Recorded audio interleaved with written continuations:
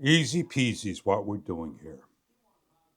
If I swipe, touch, let, or in photo, this is the screen.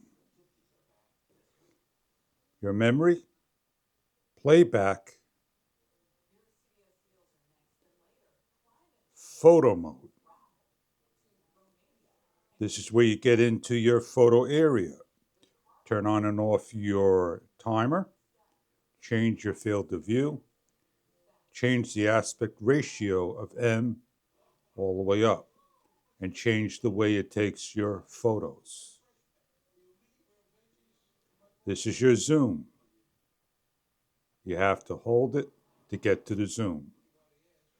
This here will be your settings and your battery indicator.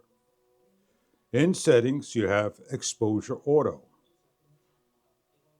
Change off of exposure auto to manual. Your EV value jumps, cannot be changed. In auto, you're able to change your EV value only. In manual, you cannot change it. It sets with the shutter. We can set our camera up to 1/200, and we can set our ISO all the way up to a locked in 25/600 to 100 over 25/600.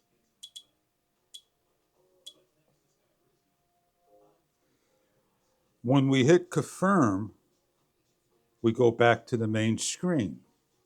Exposure, format, white balance. We click on the screen. Again, we see only the memory, playback, photo, what you're on, a zoom, the setting, and the EV value only. We take our hand off, we are set up ready for a shot. If we're moving on a bicycle, we quickly taken 2 shots and we heard the snap. I take a picture of the shot and that's what you get. If I swipe to the right and click on the eye, that's my number of shots, my date, what I shot in, JPEG, and the file size.